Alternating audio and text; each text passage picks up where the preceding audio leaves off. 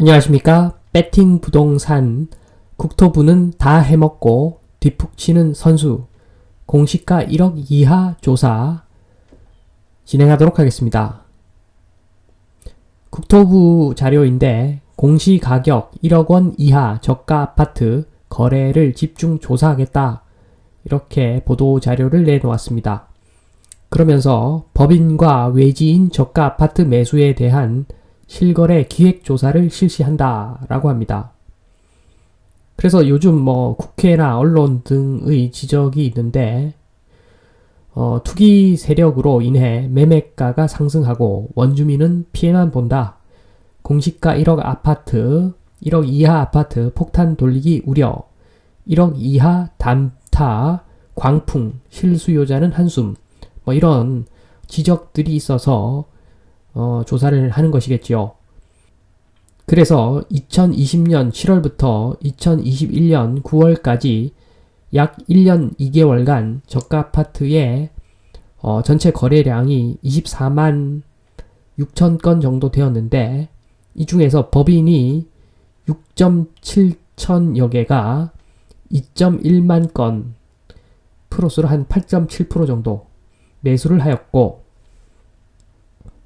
외지인이 5.9만여 명이 8만 건 32.7%를 매수하였다고 합니다. 둘 다 크게 투기로 좀 의심이 되는 상황이겠지요. 그런데 물론 법인의 경우에 이 중에는 대량 매수 사례 중에서 사원 아파트를 일괄 매매한 경우도 있다고 하니까 이게 다 투기는 아닐 것입니다.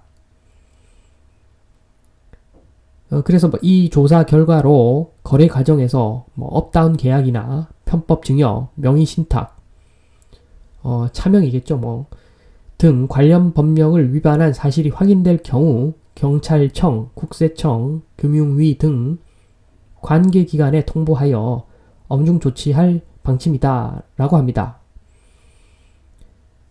그래서 이까지 읽고 나면 왜 이제서 조사를 하는가 이런 의문점이 좀 들고 그 다음에 관계기관에 통보한다고 했는데 조사를 해서 우리 편 잘못은 또 눈 감아주는 그런 경우도 없다고는 말할 수가 없는 그런 상황입니다. 그 정도로 지금 정부와 지금 정치권이 신뢰를 잃었다고 봐야 되겠습니다.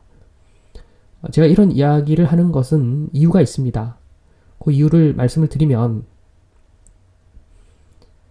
자, 첫 번째 그 단타 성공 사례를 한번 들어보겠습니다. 대표적인 사례죠. 첫 번째로 매매 법인을 만들어서 개인이 그냥 직접 거래를 할 경우도 있겠죠. 자, 2번 취득세 중과 없는 1억짜리 아파트 20개를 매수를 합니다. 그래서 단타로 2억에 모두 매도를 하는 거죠.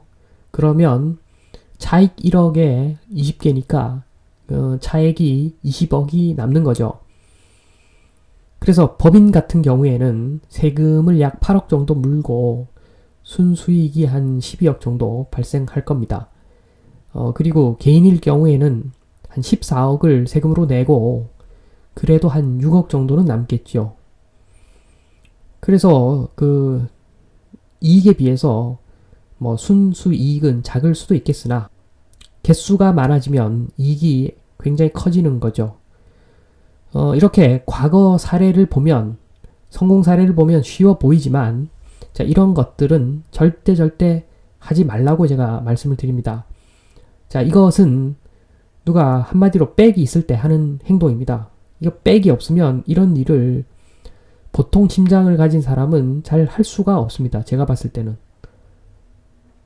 자, 왜 그런고 하면 자, 지금 그래프 한번 보시면 이게 전문가일수록 이런 행동을 할 수가 없는 것이 지금 보면 파란색 막대선이 땅값입니다. 땅값. 그 다음에 빨간색 막대선이 건물 가격입니다. 그래서 아파트 가격은 파란색 땅값 플러스 빨간색 건물 가격 합해서 초록색 전체 가격이 형성이 되고 잘 아시겠지만 파란색 땅값은 점점 올라가는데 빨간색 건물 값은 점점 내려가서 나중에는 폐기물 처리비가 들어가는 거죠. 그래서 일반적으로는 아파트 가격이 위치가 좋으면 땅이 워낙 비싼 곳에 있으면 아파트 가격은 당연히 올라가는데 이렇게 공시가 1억 이하의 아파트인 경우에는 한마디로 이게 땅값이 싸다는 이야기거든요. 위치가 별로 좋지 않다는 이야기이기 때문에 지금 그래프와 같은 형태를 띠는데 한마디로 이건 시간이 지나면 아파트 가치가 점점 떨어지는 그런 물건입니다. 전문가적으로 봤을 때 똥이죠, 똥. 이거는 아파트 중에서도 엄청난 똥이기 때문에 한마디로 빨리 팔아 치워야 되는 그런 물건입니다. 만약에 시기를 놓쳐서 못 팔게 되면 이게 크게 물리는 거죠. 그렇기 때문에 이게 뭔가 조력자 없이 법인이 이렇게 과감한 행동을 했다는 것은 이건 뭐 거의 그냥 요행을 바랬거나 아니면 진짜 무식한 사람이던가 이걸 알고 있으면 절대 이런 행동 못합니다. 제가 봤을 때. 자, 그래서 2번 공시가 1억 이하 아파트 땅값과 건물 가격이 거의 같기 때문에 입지가 별로죠. 그래서 이거 투자는 참 조심해야 된다고 말씀을 드렸습니다. 이런 물건은 장기적으로는 거의 망하는 어떤 부동산, 그러니까 미래 가치는 극소의 어떤 작은 공유지분 땅 빼기 폐기물 처리비 비용이 들어가죠. 그렇게 미래 가치가 작은 어떤 물건이기 때문에 시간이 지날수록 손해입니다. 그래서 빨리 팔아치워야 되는 거죠. 한정된 시간에 매도 못하면 망하는 물건인데 제가 봤을 때는 이게 참 결론부터 일단 보면 주임사 등과 같이 자기네 편을 위한 어떤 신호가 있었을 수가 있다. 어떤 그런 자기네 편이 어떤 신호를 주지 않으면 어떻게 이렇게 과감한 행동을 할 것인가. 그래서 큰 정책 방향을 알면 단타로 아파트 다량 매수 및 매도가 단타로 뭐 아파트 중에서도 안 좋은 아파트들이죠. 그걸 다량 매수 및 매도가 가능할 경우는 큰 정책 방향을 알고 있을 경우, 그러니까 한마디로 정부나 정치권에 조력자가 있었을 경우, 조력자가 있는 경우에는 가능하죠. 이거 깜깜이로 투자했다가 쪽박을 차는데, 그러니까 한 일례로 제가 말씀을 드려보면 지금 거래하는 것들, 법인이 어떤 아파트를 사고 뭐 이런 것들, 뭐 개인의 거래까지도 다 국토부가 들여다보고 있는데 이게 지금 1년 이상 끌다가 지금 이제서야 조사만 하고 있는데 정상적인 어떤 절차 같으면 한 석 달 정도, 넉 달 정도 보고 한 서너 달 정도 보고서 바로 법을 바꿔버릴 수가 있는 거죠, 사실.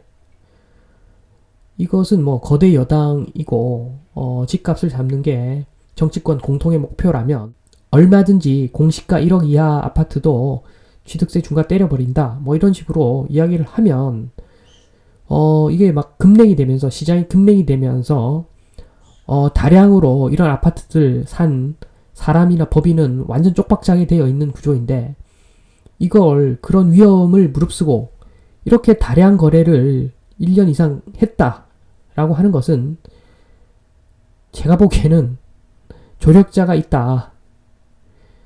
국토부든 뭐 정치권이든 여야 다 마찬가지죠. 이것은 완전 짜고 하지 않았는가. 주임사도 제가 봤을 때는 마찬가지입니다. 여러 가지로 지금 그냥 지금 참 세상에 쓰레기들이 많다. 저 위에 쓰레기들이 많다. 이게 그냥 나오는 이야기가 아닙니다, 사실. 제가 보기에는 굉장히 합리적입니다. 그런 이야기 나오는 것이. 왜냐하면 지금 말씀드렸듯이 이렇게 장기적으로 가치가 착착 떨어지는 이런 물건마저 이렇게 다량으로 매수를 했다는 것은 이거 백 없이는 할 수 없는 행동입니다. 제가 봤을 때는. 아니면 또라이든가. 또라이 아니면 이건 조력자가 있었다. 저는 그렇게 사실 보고 있습니다.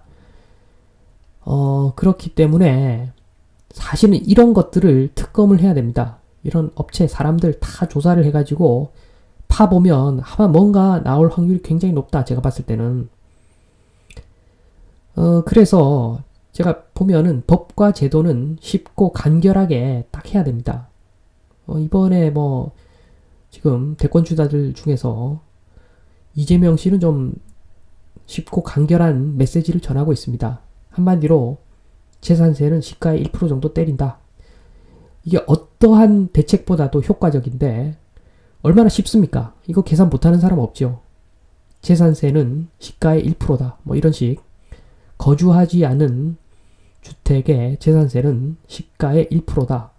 이 간단한 메시지 한 방으로 모든 게 잡히는데 엄청나게 복잡한 이런 것들을 다 만든 것들은 분명히 조력자와 토건의 어떤 관계가 있었다.